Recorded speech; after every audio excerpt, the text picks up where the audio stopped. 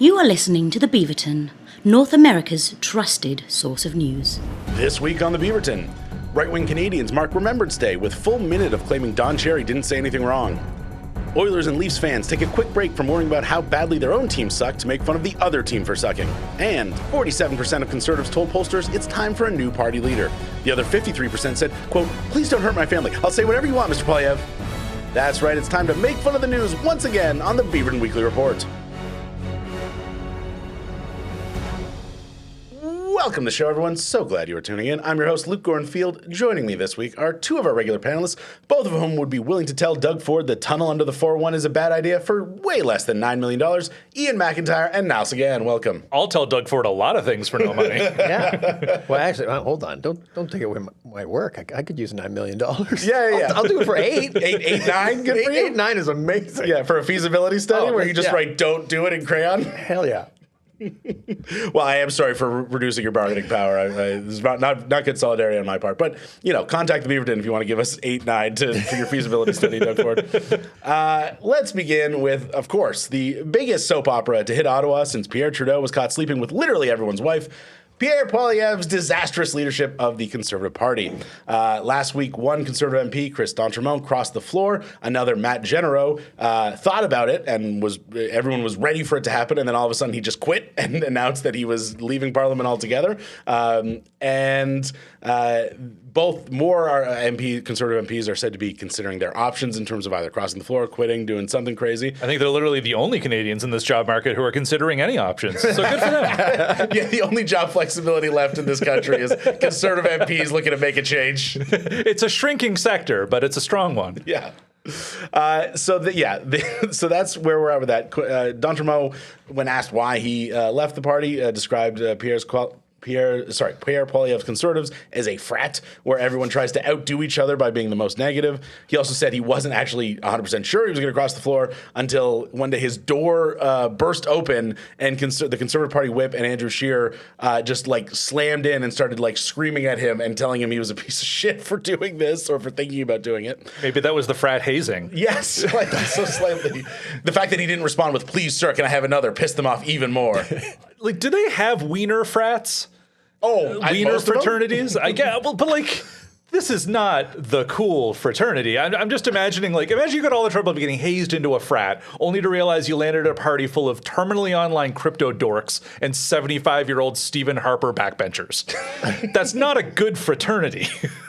No, yeah, the Animal House sequel about the Conservative Party is going to suck. There's really no enjoyment to the whole thing. No, what a shitty fraternity, man. It's not even old school. It's oldest school. I thought I had something better for that, and I didn't. I wasn't sure if so you wanted excited. me to jump in, but I was like, no, I think he's got something. No, there. he did not. No. He did not have anything. You know what? Sometimes we don't have things. Very old school? No? That's it. Yeah, sure, I'll take adjacent. it. That's closer. We'll call that Plan B. Yeah, all right. Yeah, so this sort of, that revelation sort of broke this dam where every reporter, it seems like, with sources at Capitol Hill was coming out with these very kind of vague but not too vague claims about how the Conservative Party is just the most toxic, horrible place. Everyone's miserable. Everyone who isn't Poilievre's inner circle is just so sick of this guy, so sick of being in this party, and are just looking for any kind of change they can get, including leaving the party and or replacing him as leader. And Chantal Hébert, for example, speaking on Peter Mansbridge's podcast, reported that the Quebec wing of the Conservative Party just does not talk to Poilievre anymore and will not have anything to do with it. Not necessarily the MPs, but the party officials are just fuck this guy, we're done. They realized that was an option. They're we could have been not talking to him the whole time. Yeah. I mean, classic Quebec being you need us more than we need you. So je ne parle anglais, fuck off. Well, they lost the entire Nova Scotian contingent of the party, which was Chris d'Entremont, end of list. Yeah. But yeah. The franchise player of the East Coast. He took the whole, it's the whole fan base with him. Yeah, it's like when LeBron left the Cavs the first time. Just we're going to put out a statement in Comic Sans calling him a liar and promising we'll win the government before he ever will. Chris d'Entremont's The Decision special interview. Yeah. Which riding he's going to take his talents to. My talents to add it. Are you guys surprised by these revelations that Poilievre is so bad at managing his caucus? I DM Dungeons and Dragons. I empathize, man. It's hard getting people on the same page. I only have 3 players, and it's just humans are just slightly advanced cats. Yeah, especially when they're all lawful evil. Like when every single person you're dealing with is lawful evil. 100%. I mean, yeah, no, I feel like it'd be pretty hard to manage. Like that group of semi-sketchy. I'm going to stop talking. I'm shocked he managed them this long. Yeah. Like, that's not a likable dude. That's not a charismatic leader in the slightest. He couldn't even manage his own riding that he'd won for 20 years in a row. That's a very good point. What do you think? Like, how did he last this long? Why did it take this long for them to be like, wait a minute, I don't like this man. I'm going to leave. Well, I mean, in fairness, 20 years, yes, but he wasn't in... You know, he was like your MP, and it's like maybe you disagree with him, agree with him, but like you don't really know what your MP's up to. You know he's a conservative, and if you like conservatives, you vote conservative. Like I don't, my MP, for years in my old class was a liberal, and I could not name one thing she stood for. Mm-hmm. She was liberal, and sometimes I voted liberal, and sometimes I voted NDP, and I was like, all right. But like once he rises to the level of national spotlight, and you know everything about him, I think the circumstances change pretty quick. Oh, it's like that last season of The Office. Yeah. Where you had Michael there in charge the whole time, and Dwight was just kind of like doing hijinks. And you're like, he's annoying, but he gets stuff done. And then eventually Michael leaves. And then you're like, oh shit, is Dwight #1 on the call sheet? I don't want to watch this show anymore. Yeah. I think, or maybe he's like, it's like if you buy a king size bed and then you like lie down, you're like, oh no, this is the wrong bed. Like, and then you sort of kid yourself about it for as long as possible before you're like, I gotta get rid of this bed. Mm-hmm. He's the king size bed of. Oh my God, I'm just ice cold today, guys. Did you recently buy a bed by any chance? Or do you want to talk about that? So write what you know, everybody. I mean, that felt like such a specific pull. You know that phenomenon where last Tuesday Andy ships you a bed and you lie on it and you don't like it, but not enough to return it, so now you just have a not great bed. You know that universal experience. To be fair, guys, I'm on 2 hours sleep. I mean, yeah, that's what I'm going to come up with. Yeah, I mean, I hear what you're saying. That like, of course we're not surprised, but like, I genuinely do have to ask, like, why is Poilievre so bad at this? The job as opposition leader is you get enough people to like you and think you're competent that you get them to vote for you to run the country. That is the job he signed up for. Mm-hmm. It'd be like taking a job at McDonald's, spitting in everyone's hamburger, dumping milkshakes on the staff, and then being like, why am I not getting promoted to regional manager? Like it's absurd that he is this bad at his basic job. And it's not just, he's a piece of shit and he's mean all the time. Like, he didn't know he was supposed to speak after the budget was introduced. Amazing. He was just looking around the House of Commons, being like, what? And then he forgot the Conservatives had an amendment they wanted to move, which would have been shot down. But there was supposed to be a symbolic, like, this is the Conservative response. And he didn't move it forward. He didn't propose the amendment. The best was on the Bloc Québécois. We're like, we're going to do it anyway. Yeah. And we're going to make it kind of French. Yeah. That was bang on, by the way. It's like they're in the room. Blanchette, like, perfect. Got it. Yeah, that's it. Not offensive at all. We have a huge Quebecois listenership. Oh, absolutely. Yeah. They we love us in translate this Quebec. into French, and it goes out in Quebec every week. Yeah, like to me, it's just you had a job, and yes, I get your personality is. I got where I am by being this snarky, apple-munching piece of shit. And obviously he doesn't think he's a piece of shit, but like this snarky, apple-munching, like take no prisoners, tough politician. And so why would I change my stripes now? I get that. Mm. But on a certain level, you have to recognize when something's not working. You'd think that, wouldn't you? No, but it really is that thing of, I think Pierre had targets that made sense for him all up until this point. He was hammering Trudeau all the time. And it was a good look because him and Trudeau were opposites. Trudeau was the good-looking rich kid in class who never did his homework and always got away with everything. And Pierre was the nerd who made fun of that. And then the election happened, and it doesn't work against Carney at all. Plus, Pierre lost his fucking election, and it was super embarrassing. And now he's come back, and he can get no traction on any of his old tricks, and he only has those tricks. But to Luke's point, I kind of agree. It is weird that, like, how long's it been? He's had a few months to come up with one idea? One by accident? Dude, just hop on ChatGPT, and you're like, hey man, pretend you're the conservative leader. Give me ideas.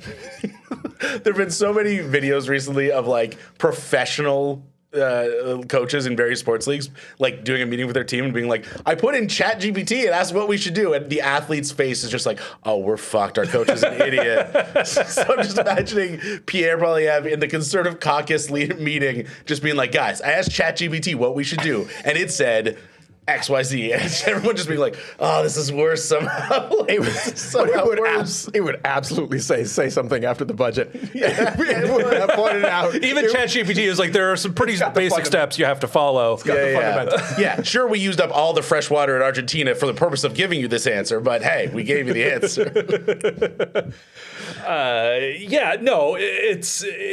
It's super bad, but he can't pivot, and they're realizing, oh shit, we've shackled ourselves to this guy who never had a second move. Yeah, that's the thing. It's like a pitcher with only a fastball, and he can't throw a curve, he can't throw a changeup, can't throw a slider.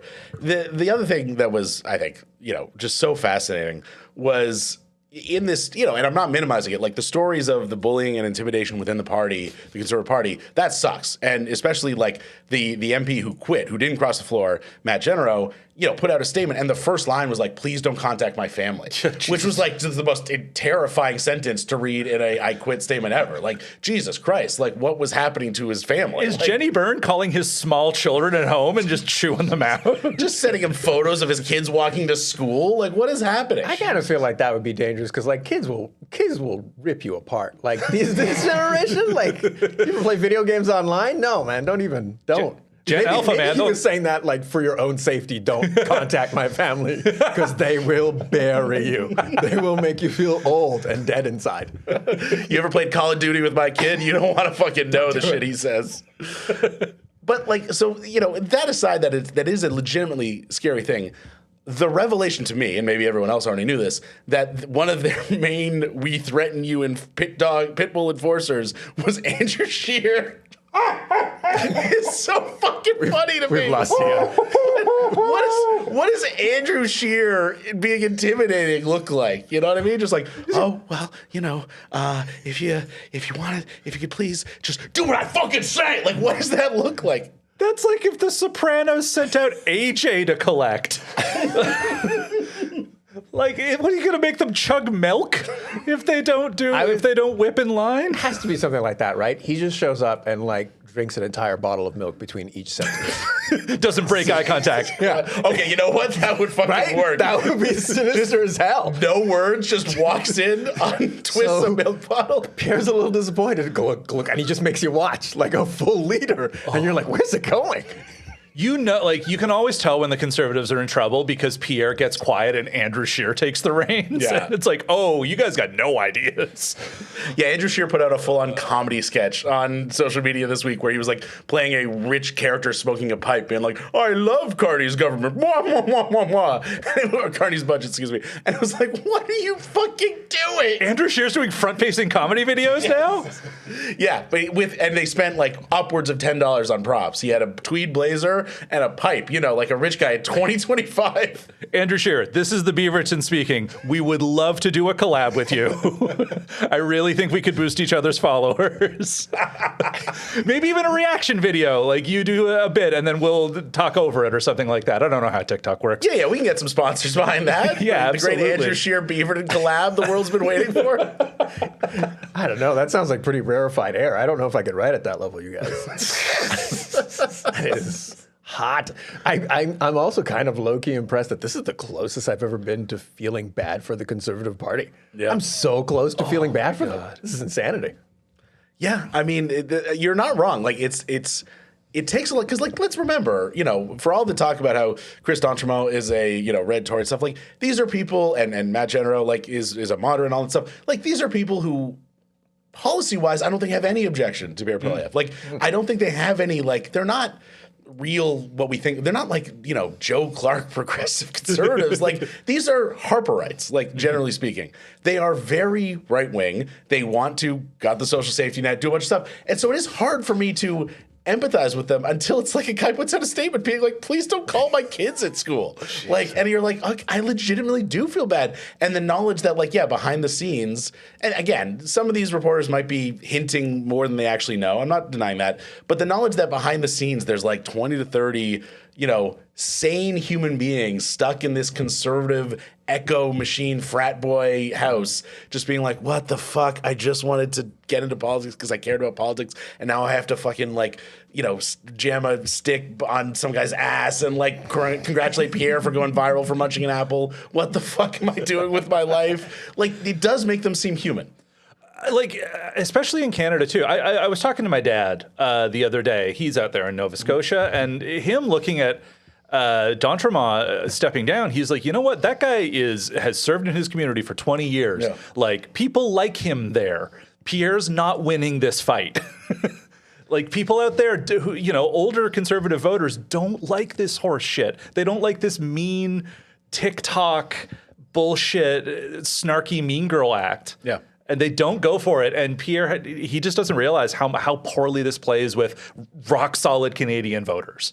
Yeah, I mean, for all the talk about how, like, oh, you know, Gen Z is becoming more conservative and they stood by Pierre even as the boomers and et cetera abandoned him, which, you know, I think bore out electorally. Like, you know, boomers have a lot of years of electoral power left. Like, you know, the healthcare system isn't falling apart that fast that the boomers are going to age out of the voting process in time to save Pierre's political career. Not at all. So, like, this idea of, like, oh, well, the kids like it is like, yeah, but the kids don't vote in high numbers, and there's not enough of them to, if you lose even worse than you already are with the baby boom and the Gen X, like, you're fucked. And there's no way, you could try and come back in 30 years when that voter block doesn't exist anymore, but it ain't going to work out now. And, you know, the other side of this, of course, is Pierre's heading for a leadership review in January. And, you know, if you'd asked me a month ago after he won the by-election, you know, in Battle River Crowfoot, I would have said, yeah, he's definitely staying on as leader. You know, yes, there will be objections. Yes, the Quebec wing of the party won't like it, but he's so popular with the base, there's no chance. Now, I genuinely don't know. And, you know, we're not forecasters here, but like, do you think Speak for yourself. Well, here we go. Ian, does Pierre survive Did I bring the this leadership turban for nothing? It's a Carson thing. Yeah, I was going to say, you might want to clarify that. Not a Trudeau thing, Johnny Carson thing. I don't think anyone thought it was a Trudeau thing. Oh, I guess. Sorry, from the photo. Yes, so sorry. Boom! The other thing about the black and brown face scandal that people don't mention a lot. You know how important it is to make visual-based jokes on an audio podcast? Yes, it was a reference to a Johnny Carson bit from before most of you were born. Ask your parents who are voting for Your grandparents, maybe. Possibly even. your grandparents. Sorry, you were just saying about, do you think Pierre's going to survive the leadership vote? Oh, I had nothing for that. Oh, okay, great. No, I don't. I don't think he will. I think it's going to be Lord of the Flies, except everyone's piggy. I think they're just all going to attack him, and it's going to be the saddest takedown you've ever seen. But I think if he has been acting like, if he's been doing this horse shit this whole time, like this kind of party discipline nonsense, oh, I bet they're tired of it. Yeah, I mean, that's the risk, is when you're in power and you're seen as ascendant, you know, you can run roughshod over people. Sure. But those knives will be there ready for the moment you are no longer in a power to just run roughshod over them. And that's always the risk, right? It's like, yeah, on the way up, they can't do anything about it. But on the way down, they can shiv you pretty good. And some of those are old Harper era knives that have been sticking around this whole time. They're rusty and dull, and they'll hurt more. Like a steak knife you left at the cottage 20 years ago. Exactly. That's the knives that are coming for Pierre. But is there a Marlowe to his Barksdale, to use a wire reference? Solid. Is there? Good one. Thank you. I'm going to leave now. Not on topic. Well, that is the question, right? Is like, so they're probably not going to go to a red Tory stand-in because there's two of them left, and now that D'Entremont's gone, and like they don't have the base. So like, yeah, that is maybe his biggest saving grace, is like, who the fuck do you go to? Like, is there like, there's Melissa Lantsman, who's very in line with Pierre, so like, would that be a big change? You know, who do you turn to that would be seen as able to hold the government to account, but not be so alienating personally that people would vote for them in a scenario where Nile is pointing to himself. It could be one of us if that 8.5 million doesn't come through. Oh, sure. For the consultation. Sorry. Yeah. Finish your thought. No. I love the idea of In us. hindsight, that joke was not worth interrupting your line of thinking. After this Andrew Scheer comedy collab comes through, we could be conservative influencers, you guys. Wow, it's just That's why we got into podcasting in the first place. I mean, the only reason I'm here. That seems to be how it goes. You start a podcast, and 3 years later, you're like, "Nice to meet you, Mr. Trump. Let's talk about testosterone pills." I mean, Yeah, we are 3 adult men doing a podcast right now. We're basically all the way there to conservative. Yeah, 100%. I mean, I knew it was going to happen eventually. I'm not natty, you guys. I just wanted to do a stupid steroids joke. The thing about the carnivore diet, anyways. Let's talk about how divorce court's not fair. Am I right, guys? Yeah. So, I mean, again, there's only so much we can do in terms of a prediction, but I think that's a very good point now that as negative as everything seems for him right now, the lack of an alternate, like there is no, there's no John Turner waiting in the wings. There's no Paul Martin waiting in the wings. Well, he's done everything he can to not have a successor. Yeah. He's made the whole show about himself, and no conservatives have a national profile at this point. Yeah. I mean, if Bernier hadn't left the party and gone fully insane, you would say Bernier maybe. Yeah. Just fondly remembering Maxime Bernier, that crazy racist. You really were. You looked up with a smile on your face. Like there's a thought bubble over your head with his face and like a heart. It was, for the listeners, it was a full-on nostalgia, like flashback in a sitcom episode moment. I went away for a few minutes. Yeah, so that's the thing is like, who the fuck do they go to? I mean, other than the obvious answer, which is they bring in they bring in someone from the provincial parties that have been very successful, aka Doug Ford. That would be the most logical one. Danielle Smith would have the same problem as Pierre, way too alienating to anyone who isn't extreme conservative. They could find the conservative Mark Carney, which is Mark Carney. Boom! Take that. Yeah, and I think the reason that you're seeing so much backlash to Doug Ford within the very extreme right lately about how Doug Ford isn't a real conservative is to try and thwart that at the pass. Absolutely. And stop that movement before it gets going. I don't know. A few months ago during the election, it seemed like Doug Ford was really gearing up to make that move. That seems quiet lately. Now, maybe behind the scenes, there's machinations going on. Obviously, we won't know until after the fact. But, all the public falling out with Poilievre seems to have subsided. So it doesn't seem like he's really aggressively pushing for get rid of Poilievre, draft me instead. Yeah, but it could be one of those things where it's like never interrupt your enemy when he's making a mistake, right? Yeah, like true. he's really speed bagging himself right now. Maybe it's like, wow, I could not. Maybe Doug was like, I could not do better than this. I really could not. Yeah, Doug just locked down his own job for the next 4 years this year as well, so he doesn't got to go anywhere. No, and I mean, it's much easier to punish Toronto from the Premier's office than it is the Prime Minister's office, which seems to be his only reason for existing anyways. What the hell's he going to do to us from the Prime Minister's office? Jesus Christ. Oh my God. I mean, he can't veto everything we want to do as a Prime Minister the way he can as a Premier, so... We're sure about that? No. I haven't read... He'll figure it out. Yeah, he will find a way. I mean, I guess he could just cut off all funding. That would probably be a pretty effective way to do it. Well, from a story about people who don't know how to not fight to a story about people who don't know how to fight at all, let's talk about the Democrats in Washington. So last week, Democrats won a huge electoral victory. Now, it wasn't there wasn't a ton of races, but in every race where there was a race, New York City mayor, Virginia governor, New Jersey governor, a bunch of random elections in Pennsylvania. Prop 50 in California. Prop 50 in California, which allows them to redistrict. But the good kind? Yeah. Even some stuff in completely red states like Louisiana, Texas, Montana, I believe. Democrats massively overperformed, not just how they did in 2024, but how they did even in years where they won, like 2020. The New Jersey, which was swinging towards Trump, went to the Democrat by 13, 14 points, something ridiculous. Virginia, same story. Obviously, Mamdani beat the technically a Democrat, but we all know he's not, Andrew Cuomo.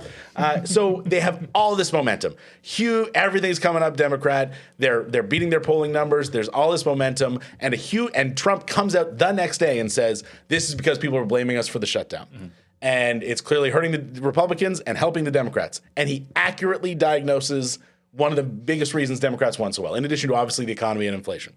So what do Democrats do?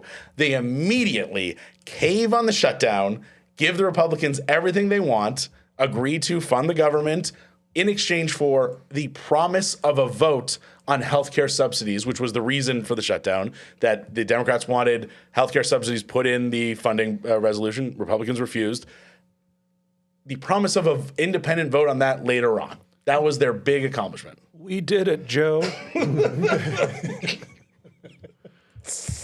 Yeah, I mean, it's as a result, and again, we laugh at Democrats while weeping for Americans because literally hundreds of thousands of Americans are either going to see their healthcare costs spiral and go completely out of control, or they're going to give up and lose their healthcare altogether and just hope they don't get sick or injured.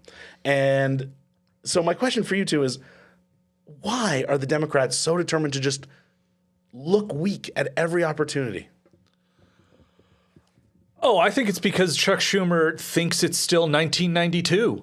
He thinks he's still sitting in the Meet the Press green room drinking a Crystal Pepsi about to talk to Bob Dole about fucking bipartisanship or something like that. And he refuses to acknowledge that it's the 21st century. Yeah, like the politics have changed. The way I was thinking about it was almost like the conservatives under Poilievre are governing like are acting, I shouldn't say governing because they're in power, are acting like we live in an American political ecosystem. Yeah. Constant sound bites, rage bait, fire up the bases, all that matters, et cetera, et cetera. And the Democrats in the U.S. are acting like they live in a Canadian-based political system where people want to see bipartisanship and working together and not always going for the jugular every time. And it's this crazy thing where if the conservatives could just move to the U.S. and the Democrats could move here, they'd actually succeed somehow. But they can't, obviously. And it's like you have to live in the country you live in. And what the fuck are you doing? In fairness, Poilievre's conservatives would be American Democrats. Yes. On the a lot of political them, for scale. sure. Poilievre would be a Republican, but a lot of them would be. Yeah, and then American Democrats would, I don't know what the hell, they'd be the Rhinoceros Party here? I can't tell. What do they do? They'd literally be the progressive conservatives. They'd been aged. They'd have been phased out and disappeared into the mushy middle. Into the wilds of Manitoba. Yeah. They would, they'd still technically govern in Ontario, even though they're just conservatives, but they still keep the name. Like that would be all. They're the Whig Party of Canada. Yeah. But yeah, I mean, it's every, to be fair, it's not all the Dems. I understand that. It's 8 Hashtag moderates. Not all Democrats, am I right, Ben? This next section is brought to you by Nut Supplements. Listen, bro. Is that supplements made out of nuts or supplements for your nuts? Both. If you didn't pick that up from the audio, they both said both at the exact same time, and it was wonderful. It is easy to do that kind of podcast. Yeah. Oh man, could we be making more money? What are we doing right now? Jeez, trying to make jokes about politics when we could just sell supplements and God damn. talk about our sex, Guys. MMA and shit. Yeah, the people who want to listen to you and I talk about MMA, I make everything about the Leafs, and you just sit there going like, "Stop it!" Anyways, so like even Bernie Sanders, obviously Gavin Newsom, a bunch of Democrats have come forward and said this is bullshit. This was primarily driven by 8. Call them moderates, call them whatever you want, like Democrats who are, most of whom are retiring and so just don't give a fuck anymore. And some of whom have had strokes, like John Fetterman. Yeah. Some of whom had a stroke that made them conservative. Yes. Doctors are going to have to wait to the autopsy to figure out how that happened. Like CTE. Yeah. CTE made him a full-on conservative. Anyways, we don't need to get into that, but that's the craziest it's a medical marvel that I don't think has ever been seen before. Anyways, so I understand that when you just talk about Democrats suck, sometimes people are like, well, this so-and-so's fighting and so-and-so's doing this. And I get that. But the result is the result. And the result is people losing their health care in exchange for, and the reason I'm saying it's so clearly a bullshit vote is, sure, the Senate might vote, the Republicans probably will live up to the word and give an up or down vote on these Affordable Care Act subsidies that are the difference between people being able to afford healthcare and people not being able to afford healthcare. They might be willing to do that, and it might pass the Senate because a bunch of moderate Republicans will be like, hey, this is my chance to look reasonable. It will never be voted on in the House. There was no agreement from House Speaker Mike Johnson to vote on this. He has said repeatedly he will not allow it to come for a vote. And were it to come for a vote in the House, not only would it fail, almost certainly, Donald Trump would never agree to this bill independent from the rest of the government funding bill. That's why it had to be tied in an omnibus way to get it passed, which was the whole reason for the shutdown again. And you got nothing. And you are just giving the Republicans a big victory at a time when you had momentum. And that really can't be said enough, I feel like. This is a sad episode of Schoolhouse Rock. I don't remember the Bill singing about that. Oh, man. Yeah, I mean, there's a lot of deleted Schoolhouse Rocks that get real depressing. Like the one on Vietnam, rough. I'm just trying to think of what was happening when Schoolhouse Rock was being made. You know? I remember that one. You got to catch it early. It was, he's just staring into the middle distance. The thing about the AIDS crisis. But yeah, no. Anyway, all of that you said is absolutely correct. This is a Pyrrhic victory at best. There's maybe some wisdom in the idea that some of these Democrats thought, the Democrats overall, if we're going to run in 2026, we want to be able to say we got your health care back or tried to get your health care or we will maybe eventually, even though apparently with this vote, even if they did vote for these subsidies, they'd only be in place for a year. They wouldn't be permanent. So all that's doing is giving cover to the Republicans for the midterms as well. So you just neutralized any advantage you maybe got out of this. But again, that is the hard thing about negotiating with people who want to hurt people when you don't. Yep. I kind of, you know what it is? It kind of feels like, I'm going to get rambly, whatever. Maybe this will make sense. It kind of feels like that whole sort of like everyone wants to go to heaven, but no one wants to die to get there. Like, at some point, if you're a Democrat, or even if you're just a progressive in general, you just got to be willing to get punched in the face. And they just, it's not there. There's no one, there's Newsom. Bernie, I guess, but AOC maybe. Bernie's quite old. You know, like that's like one hand you can count them on. Like you have to be able to be like, okay, this might end terribly for me, but I'm gonna drop the gloves. We'll see how it goes. But they don't seem to want to do that. Like I don't know. I think that there are more Democrats who give a damn than that would make it sound. I do think that, especially in this case in the Senate, the leadership is kind of the problem. I think. I don't know. Say what you will about her. I think Pelosi she was an incredible whip. I think she had a rock solid control over the House. She knew what she was doing. She could get up and down votes when she needed to. And I think it's obvious that Chuck Schumer has none of that, if he ever really did. Yeah, oh, for sure. And obviously, Pelosi was in the House, Schumer's in the Senate. I understand the rules are different. There's the whole 60-vote threshold, et cetera, et cetera. I definitely knew that. Well, that's how, even though they're in the minority, they were able to hold this up so long. Right. Because you need 60 votes, so to be filibuster-proof. Which is why Trump was talking about nuking the filibuster 100%. And so forth. So, but I completely agree. I mean, Pelosi, for all her very obvious insider trading stock fraud issues. Who hasn't among us? If you follow the Pelosi Trades Twitter account, I think you're about a billionaire by now. Just like following her stock trades, it seems to have worked out pretty well.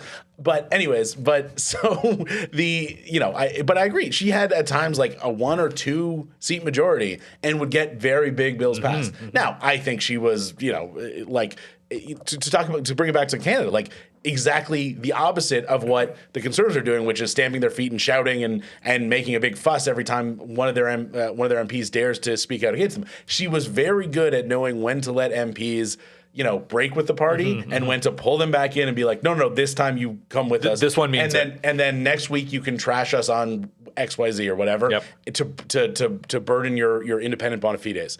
And Chuck Schumer has none of that for sure.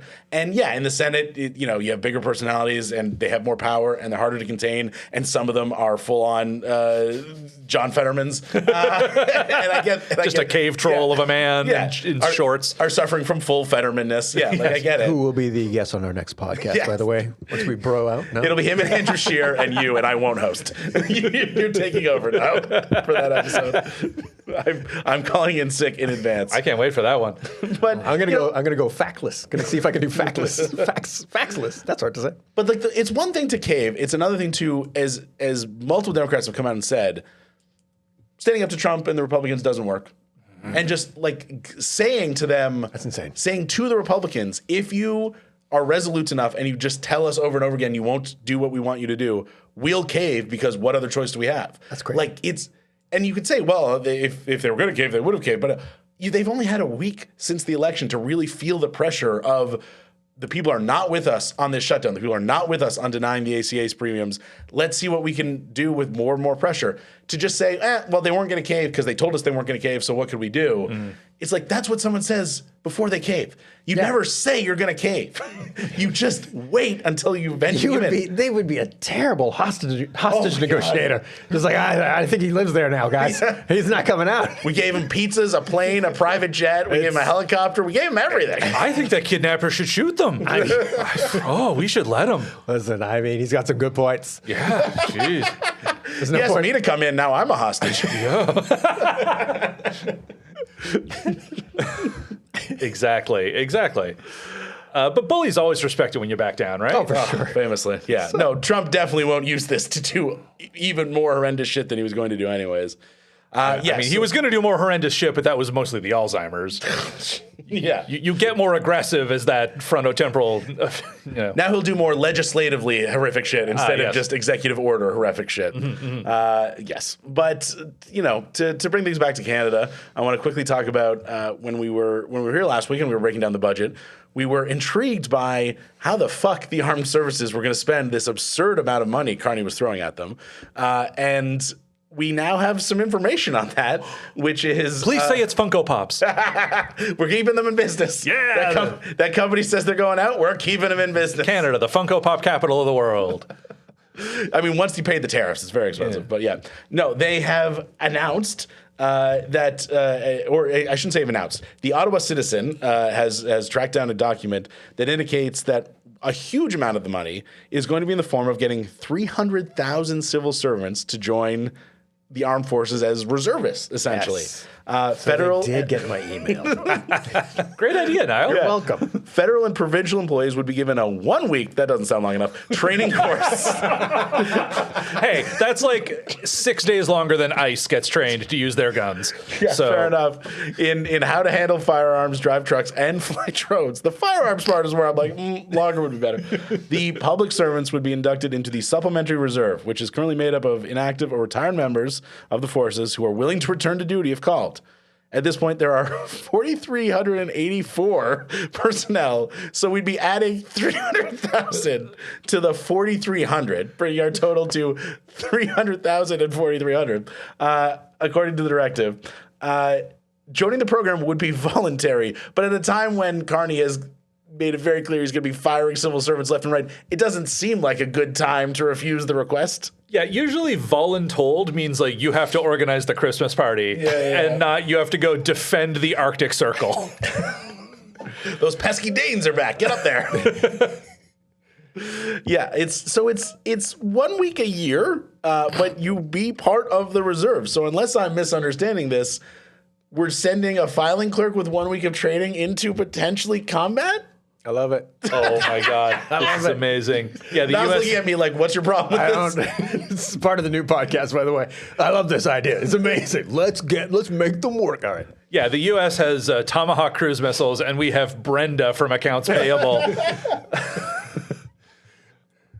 Yeah, it's not to cast aspersions on the civil servants, but I can think of people I'd send to the front first. Like, you know what I mean? Like, I feel like if you've ever worked in like a government office, there is that one guy where you're like, oh, you should be out there. Yeah. Like, everyone the guy else who does CrossFit. Yeah. Shut up about CrossFit. It's probably good that you're here and not there. You scare me. Yeah. Yeah, the guy who's just dead eyes, and you're like, oh, you do some things. Everyone else, though, I don't know. I think that's gonna be fun when you go to a government office and they've all just been like done the training and they're all like rugged. It'd be so hot. I'd like to get my passport renewed, and they're like, just drop it, give me 20. Painting on eye black.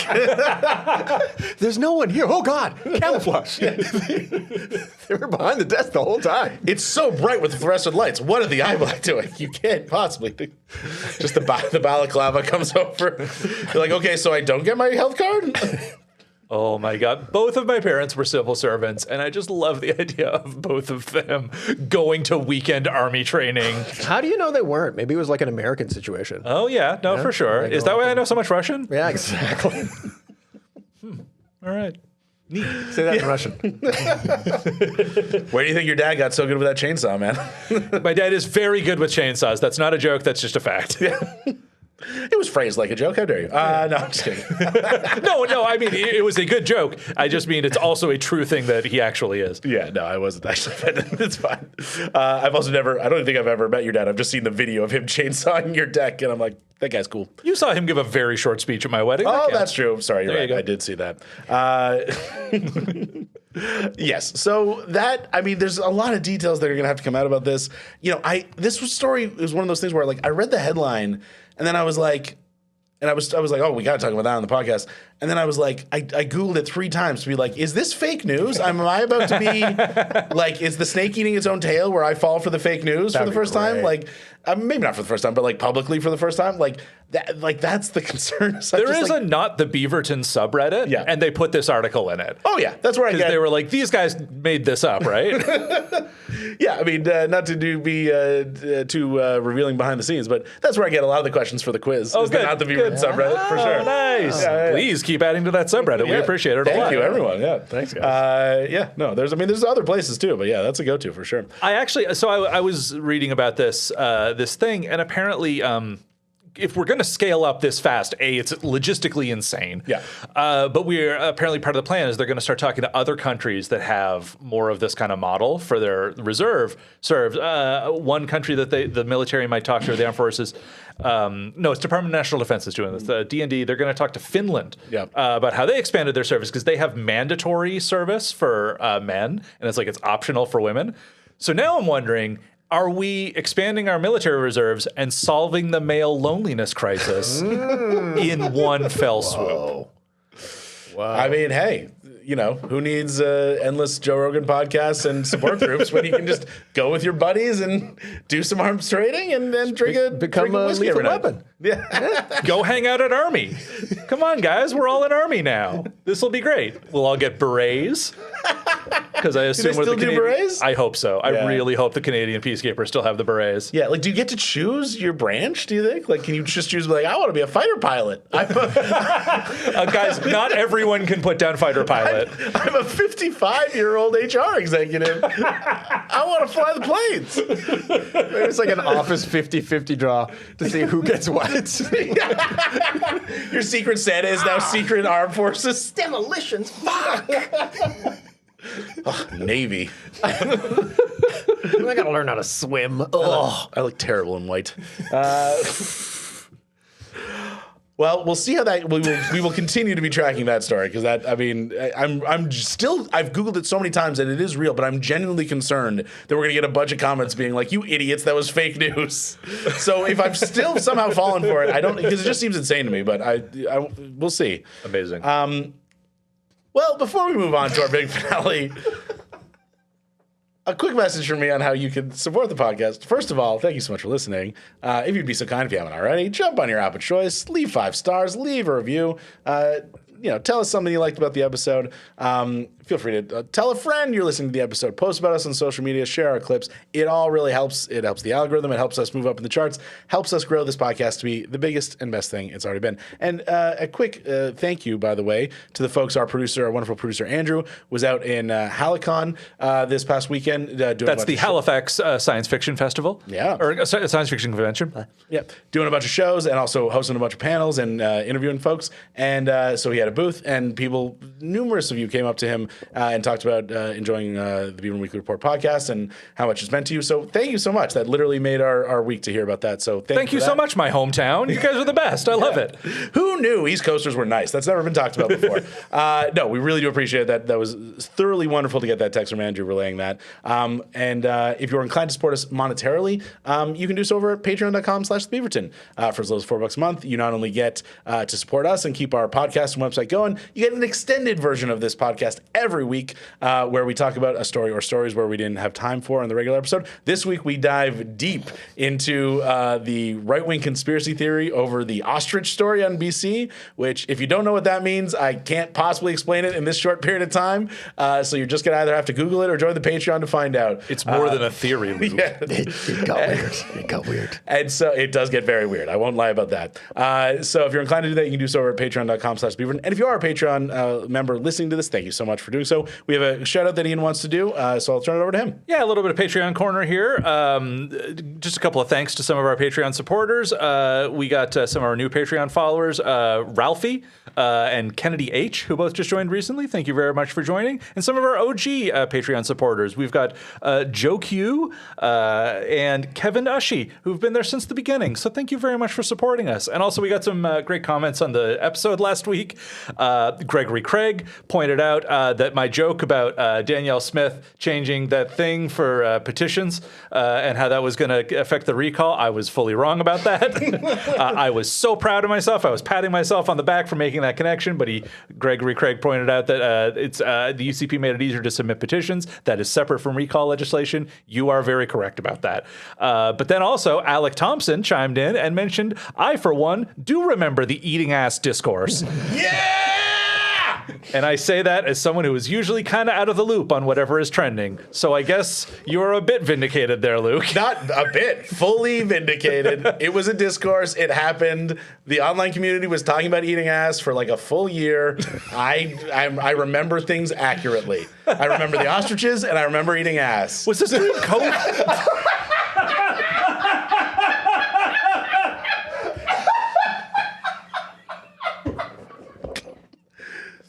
Okay, I've broken them. No, I'm done. Yeah. We've lost Nile forever.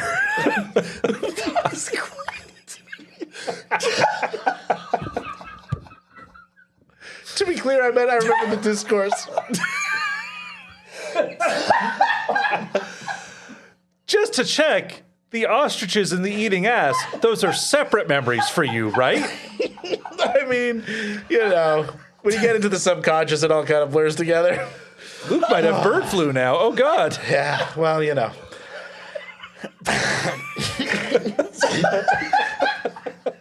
Niall All right, is we're gonna take a fully second. crying. We're going to take a second to collect ourselves, and I'm going to say, and now it's time for the approximately 10-minute long quiz. It's the approximately 10-minute long quiz. Brought to you by Time. Every week, I ask our panel to play the approximately 10-minute long quiz, where I put their knowledge of some less widely reported news stories to the test. Panel, our first question. What did Prince Harry, apologize to Canadians for this week? SARS. No explanation. He was just like, look, it's been on my mind for a long time. I apologize. I'm not going to go into it. He knows what he did. He knows what he did. He's in a bad place. I'm pretty sure Harry apologized for Meghan leaving Suits at the end of season 7. Because she filmed it here in Toronto and then vamoosed on us. Yeah, it was very exciting. Walk around downtown, you might see Meghan Markle. Right? Yeah, then you can... You look at her and you're like, she's probably going to be a princess one day. Isn't that a character arc, I think? Yeah. I mean, the thing he should have apologized for was when they left the royal family the first time. They were like, and we're moving to Toronto. And then they dipped 5 seconds later into LA. And everyone was just like, okay, you could have just gone to LA first. You didn't have to tease us that you were going to come here. I get we're a Commonwealth country, but do you guys know the right answer? I don't. He apologized for wearing a Dodgers hat when he went to the World Series game. He really did move to LA. Yeah. I mean, yeah, the Dodgers hat and full-on Lakers tattoos, you know. This was one of the games in LA. He said he was under pressure because he was in the Dodgers owner's box, so he felt pressure to wear the hat. Also, Meghan was wearing the hat, and you know, this is a little bit of like charming Prince Harry. He said, you know, there's a lot of bright lights and I'm balding, so I needed a hat, and it was the first hat around. Nice. A little bit, I get it, self-deprecation. So, you know what, I'll give him, and also, like, who gives a shit? But also, like, I give him some points. I'm like, all right, you needed a hat. You're in the owner's box. It would have been weird to wear a Blue Jays hat. Also, he's never watched baseball in his life. No, not at all. And it's like, how is this not cricket? I don't understand. I thought he was like at a Jays game. He was. Jays were playing LA. But I thought Oh, like if you're in LA, okay, Yeah. go crazy. I don't know. Yeah. No, for sure. They were like, people were mad at that. There was a few like Canadian celebrities who moved down to LA years and years ago, and they were seen wearing Dodger stuff, and people were mad about that. And it's also like, yeah, who cares? I mean, I think it was one of those things like people weren't mad, and then the Jays lost, and then they retroactively got mad, even though it was like a week later, and they were like, oh no, second thought, Prince Harry, fuck you. We need more things to be mad about. Yeah, if we'd won and we were having a parade right now, we would have forgotten this in 5 seconds. But the girl one of the people from New Girl was wearing a Dodgers hat. Get her! Like, yeah. What international designation or status did Canada lose this week after holding it for over 3 decades? Wait, we still have the most geese, right? Oh, yeah. Okay, good. I mean, until the winter. And then we lose them, no! and then they come back. Famously a migratory bird. God damn it. Sorry. Gonna make an ostrich joke. Fuck, I forgot. Once again, it just blew a joke out of your brain. Yeah, the ostriches are really fucking you up today, man. I'll jump in and say, do you want, while you're thinking about it, do you know the right answer? Oh, no, absolutely not. Do you know the right answer? I do. We lost our, we eradicated measles badge. Yeah. Because all the ostriches had measles.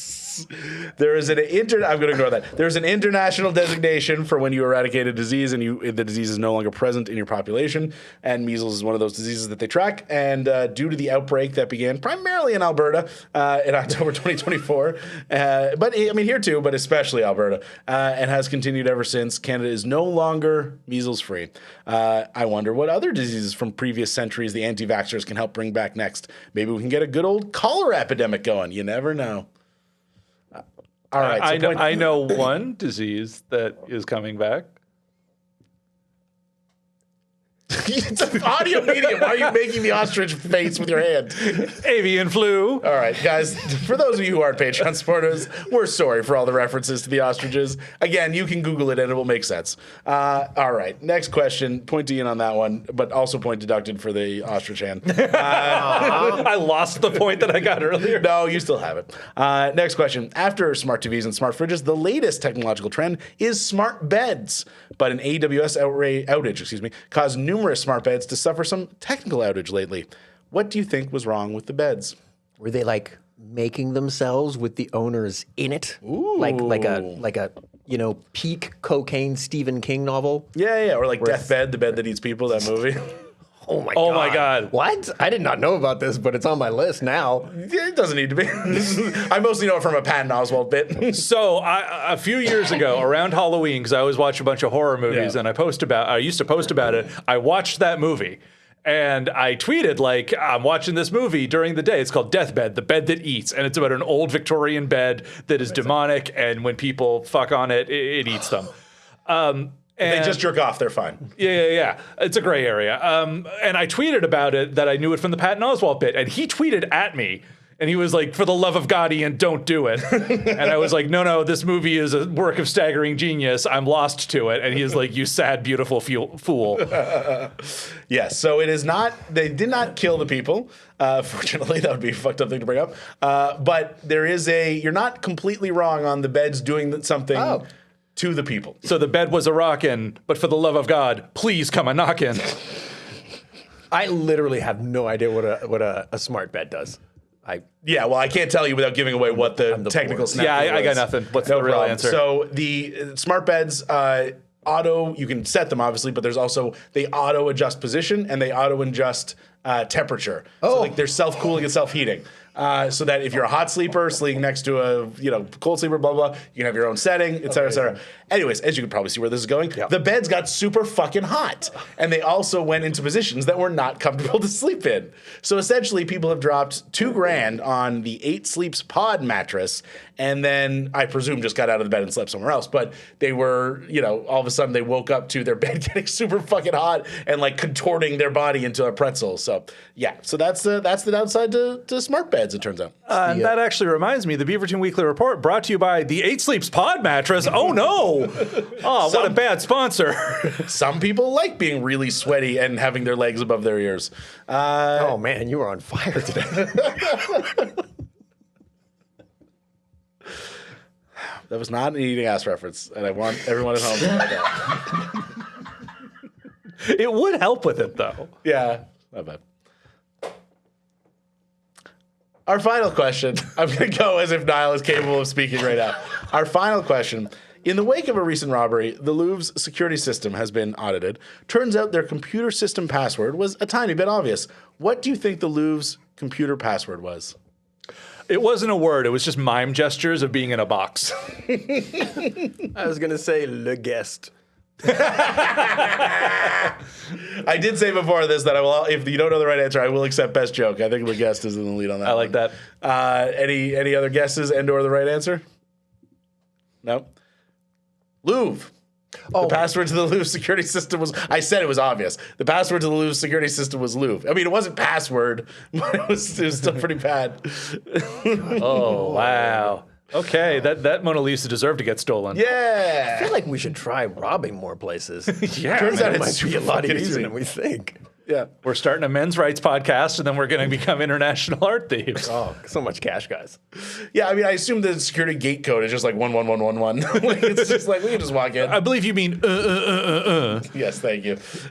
You remember that, like, there was like a French robbery show that was super popular a few years ago. Like, they did not make it clear how easy it is to rob things in France when I was watching that show. That guy was cool and Dupay, sleek and had Dupay. Yeah. and had moves, and all he needed to do was enter L-O, like my dad typing with his index finger.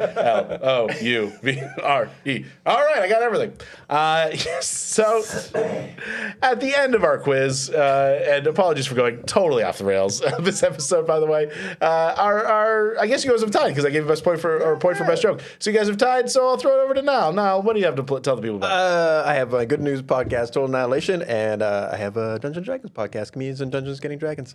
Check it out. Awesome. Check them out. Also, check out both the podcasts. Also, feel free to subscribe to the Beaverton newsletter, beaverton.com/newsletter. And that way you get all our fun stuff and episodes of our podcast delivered to your inbox every week. It's a good time. Check it out. Ian, anything you want to mention? I was just also going to mention with the Beaverton, because it's a while since we've done a shout out. Find us on Instagram, find us on Blue Sky, find us on Facebook, find us on TikTok. We finally started posting on there, and we would love to get those numbers up. Don't find us on Twitter, because we stopped posting there, because it sucks. Yeah.